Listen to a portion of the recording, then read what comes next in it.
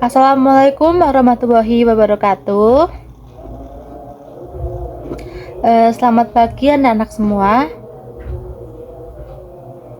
Bagaimana kabar kalian hari ini?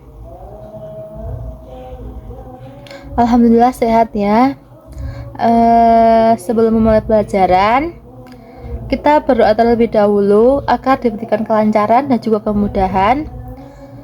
Berdoa menurut agama dan juga keyakinan masing-masing. Berdoa dimulai.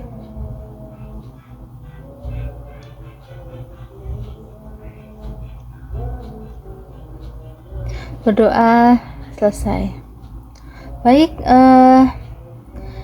saya akan melakukan presentasi terlebih dahulu ya.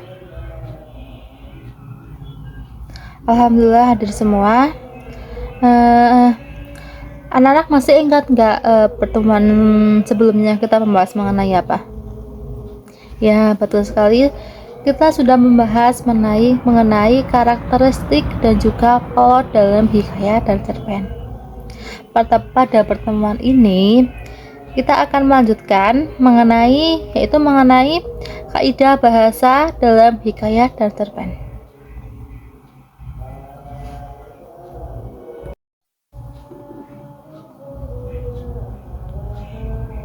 Kalian masih ingat nggak apa itu pengertian dari hikayat dan juga cerpen?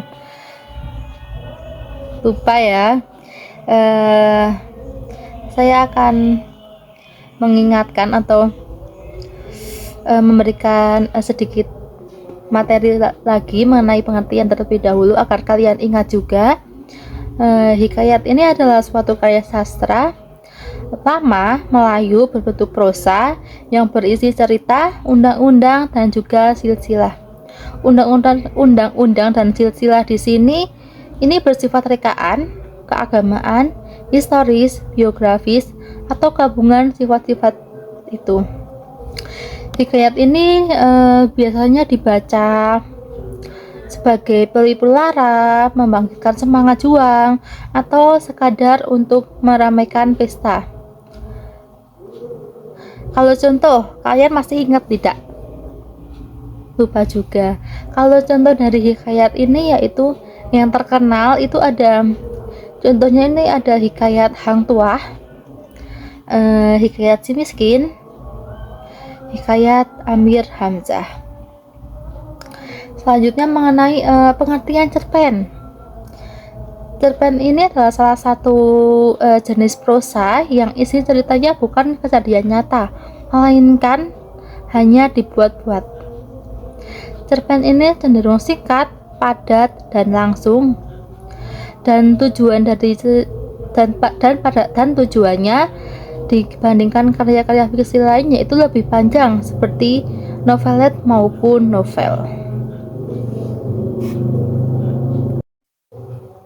Dari pengertian hikayat dan cerpen ini kita bisa menarik kesimpulan atau perbedaan hikayat, yaitu hikayat ini merupakan karya sastra baru, sedangkan kalau cerpen ini karya sastra modern. Hikayat ini menceritakan kesaktian, keanehan, atau mukjizat tokohnya, sedangkan cerpen menceritakan mengenai ceritanya bebas, tergantung tema yang akan dipilih oleh pengarang. Hikayat ini tokohnya saling berkaitan antara satu sama lain. Kalau cerpen ini hanya ada satu tokoh yang dominan atau biasa disebut tokoh utama. Hikayat ini pasti ada amanat dan harus ada amanat, sedangkan kalau cerpen tidak harus ada amanat. Baik, setelah kita melakukan flashback begitu ya anak-anak, sekarang kita akan masuk materi mengenai kaidah bahasa dari hikayat dan juga cerpen. Ada dua, yaitu yang pertama menggunakan konjungsi urutan waktu, dan yang kedua menggunakan majas. Yang pertama, saya akan menjelaskan kepada kalian mengenai konjungsi urutan waktu. Sebagai teks yang menggambarkan sebuah alur cerita, hikayat dan cerpen tidak dapat lepas dari penggunaan konjungsi urutan waktu. Konjungsi urutan waktu ini digunakan untuk menyatakan urutan sebuah kejadian berdasarkan waktu terjadinya, baik itu sebelumnya, saat kejadian, maupun setelahnya. Hikayat menggunakan konjungsi urutan waktu berupa kata-kata arkais. Perbedaan penggunaan konjungsi urutan waktu karena adanya perbedaan kondisi sosial dan budaya yang terjadi pada saat cerita tersebut dibuat. Hikayat yang dibuat pada masa kerajaan tidak dapat lepas dari nuansa istana, baik pada tokohnya maupun yang setting cerita. Yang pertama, kita akan bahas mengenai hikayat terlebih konjungsi urutan waktu pada hikayat terlebih dahulu. Hikayat biasanya menggunakan konjungsi dengan kata arkais atau kata yang sudah tidak lazim digunakan masa sekarang. Contohnya, hatta, syahdan. Yang kedua ada cerpen. Cerpen ini menggunakan konjungsi yang lebih populer dan mudah dipahami oleh pembaca di zaman modern. Contohnya itu seperti ketika, lalu, dan kemudian bukan dan tapi kemudian gitu. Baik, di sini kita bisa melihat tabel perbedaan antara kata arkais pada hikayat dan juga kata populer yang ada di cerpen. Pertama ini, alkisah atau alkisah. Ini kalau di cerpen biasanya itu pada. Yang kedua ada bermula atau sebermula. Di kata populer atau di cerpen ini biasanya awalnya.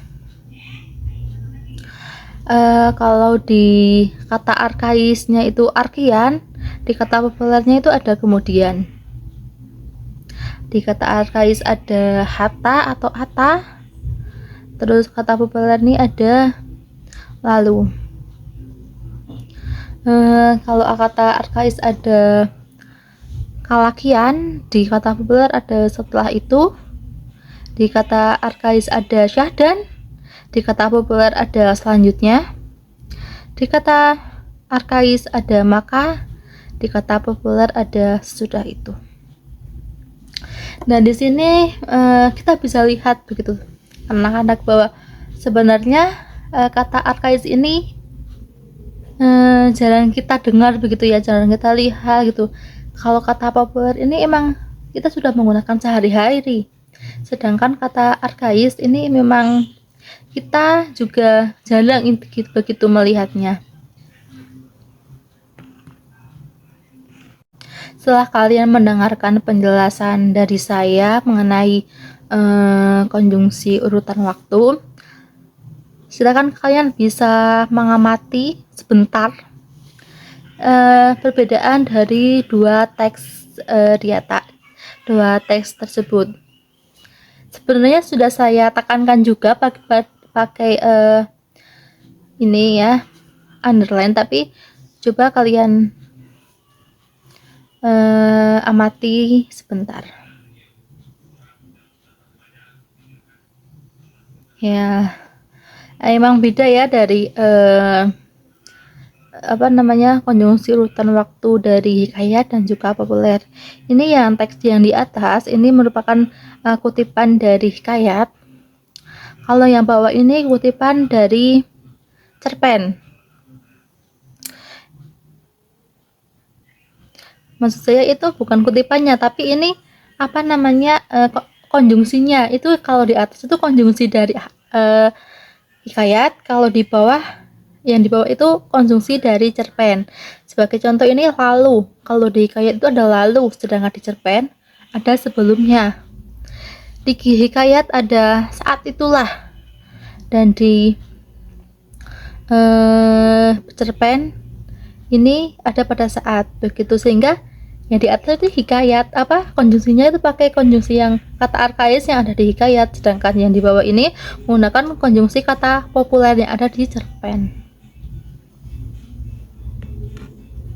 Bahasa dalam hikayat dan cerpen yang selanjutnya itu ada menggunakan majas.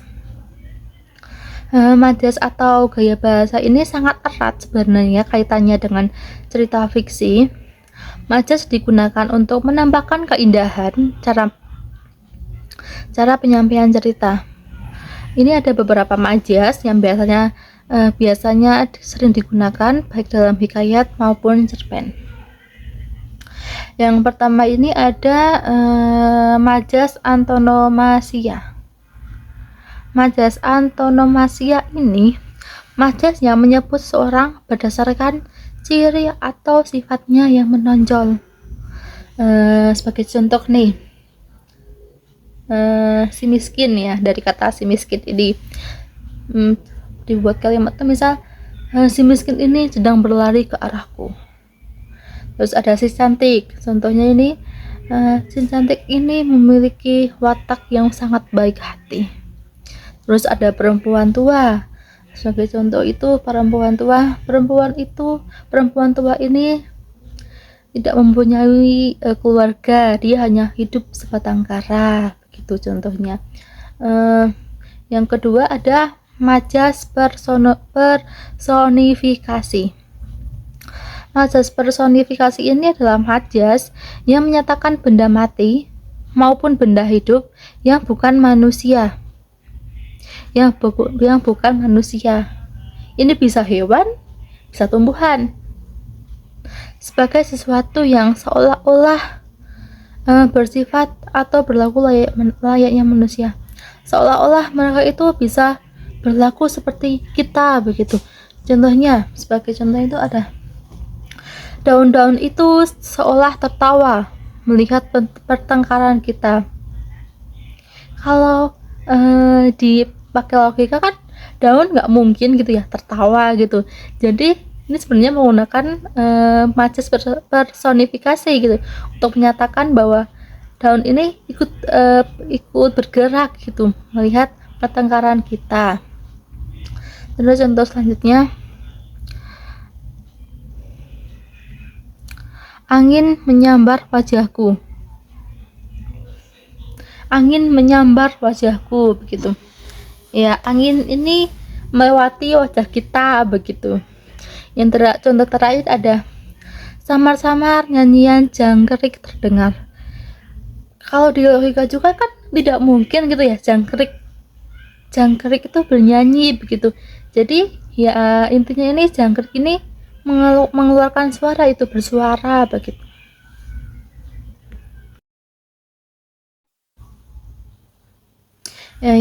Yang ketiga ada majas simile. Majas simile ini adalah majas yang membandingkan suatu hal dengan hal lainnya secara eksplisit menggunakan kata penghubung atau kata pembanding. Kata penghubung atau kata pembanding ini biasanya yang digunakan itu ada seperti laksana, baik, dan bagaikan. Sebagai contoh, kamu tidur seperti kerbau. Mereka selalu bertengkar bak kucing dan anjing. Ini ada kalau dari kamu tidur seperti kerbau, majas similenya itu ada seperti gitu ya kata pembandingnya ini. Terus kalau simile ini ada majas similenya ada bertengkar begitu. Yang keempat ada majas metafora. Majas metafora ini adalah majas yang menggunakan kata atau kelompok kata untuk mewakili hal lain yang bukan sebenarnya, mulai mulai dari bandingan bandingan benda fisik, sifat, ide, ataupun perbuatan lain. Kalau metafora ini tidak menggunakan kata penghubung atau kata pembanding seperti simile. Kalau simile kan ada kata penghubungnya, tapi kalau metafora nggak langsung begitu. Contohnya rumah kubuk, tulang punggung. Yang terakhir ada majas hiperbola. Ini majas yang mungkin kalian sudah mengenalnya, itu ya, nggak asing dengan majas hiperbola begitu. Majas hiperbola ini majas yang gaya bahasanya itu mengandung pernyataan dengan cara melebih-lebihkan sesuatu dari sebenarnya gitu. Kalau bahasa kerennya tuh lebay gitu ya. Contohnya, kulitku hitam Pak Kedelai gitu. Pak Kedelai yang siap panen gitu. Kedelai yang siap panen kan hitam gitu. Jadi dia mengibaratkan kulitnya itu hitam seperti kedelai gitu. Terus ada sifatnya dingin seperti sifatnya dingin seperti kulkas begitu. Kayak dingin seperti kulkas itu maksudnya gimana gitu. Mungkin keras gitu ya.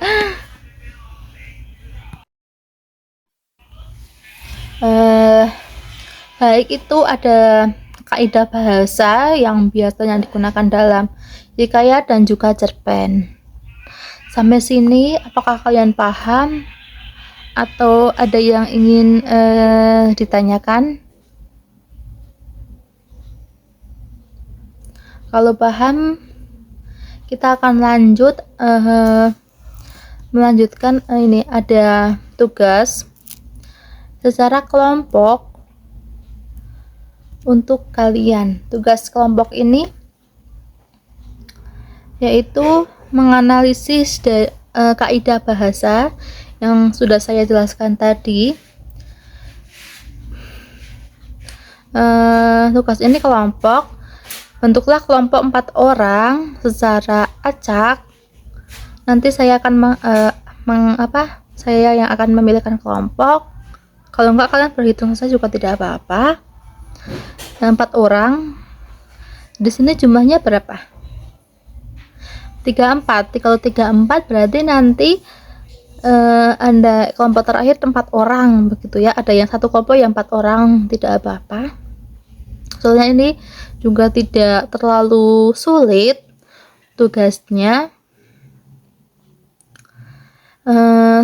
Analisis tadi mengenai konjungsi urutan waktu dalam hikayat dan cerpen, dan juga mengenai majas yang ada di hikayat dan cerpen. Silakan kalian tulis di kertas folio. Tidak usah banyak-banyak, kalian ambil inti-intinya saja, sama nanti kalian tuliskan kutipan kalimatnya begitu. Tidak usah yang panjang-panjang, itu tidak usah. Misal dari majas semila kalian kasih 2 contoh saja, itu gak apa-apa. Kalau nggak ada ya 1 juga tidak apa-apa, tidak usah terlalu banyak. Silakan kalian kumpulkan hari ini juga, kan ini masih lumayan banyak waktunya. Silakan kalian kumpulkan hari ini juga. Nanti pada saat udah pel itu kalian harus kumpulkan ke saya semua. Untuk teksnya silakan kalian pindai QR code yang sudah saya tampilkan ini. Ini ada hikayat dan juga cerpen, silakan kalian pindai. Kalian pindai saja terlebih dahulu semuanya. Ini kan belum dibagi kelompoknya, jadi kalian bisa pindai dulu, semua memindai. Kalau ini bawa HP semua kan ya, kalau bawa HP silakan kalian pindai ya. Bisa tidak? Bisa ya. Pindai. Sudah?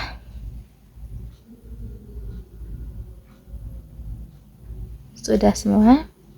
Nanti saya kirimkan aja ini untuk apa namanya QR kodenya saya kirimkan nanti.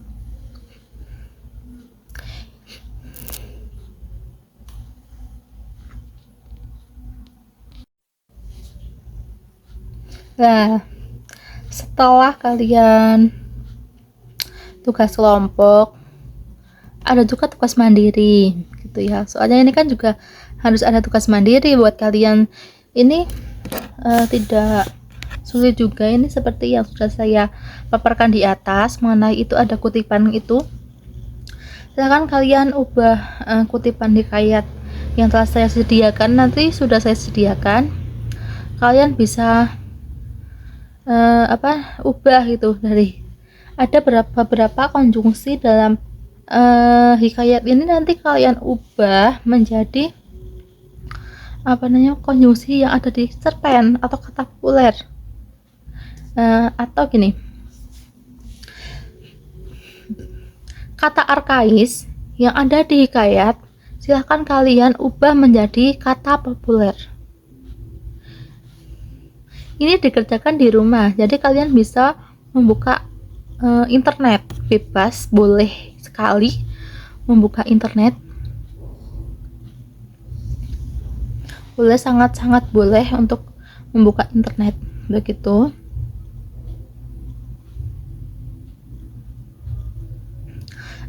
Selain itu, saya juga akan bertanya pada kalian untuk ulangan harian. Menurut kalian mending kita akan membuat tugas seperti ini lagi, atau membuat cerpen secara berkelompok? Cerpen saja, cerpen yang ringkas saja, kehidupan sehari-hari ya, tapi itu saya akan jelaskan nanti kalau di akhir bab ini saja. Untuk tugas kelompok dan juga tugas mandiri sudah paham? Oh iya, kalau tugas mandiri ini kalian bisa dikumpulkan nanti di pertemuan selanjutnya atau minggu depan saja. Kalian bisa mengumpulkannya minggu depan saja. Tulis di LKPD, tapi ini individu ya. Nanti setiap anak itu tidak sama hikayatnya, sudah saya ada beberapa hikayat gitu, ada nggak sama semua satu kelas, nanti itu ada sekitar 10 hikayat, jadi satu kelasnya itu ada 3-4 orang yang sama terus hikayatnya, tapi tidak sama, jadi usahakan jangan sama persis begitu ya jawabannya, karena kan ini tugas mandiri. Baik, ada yang ingin ditanyakan?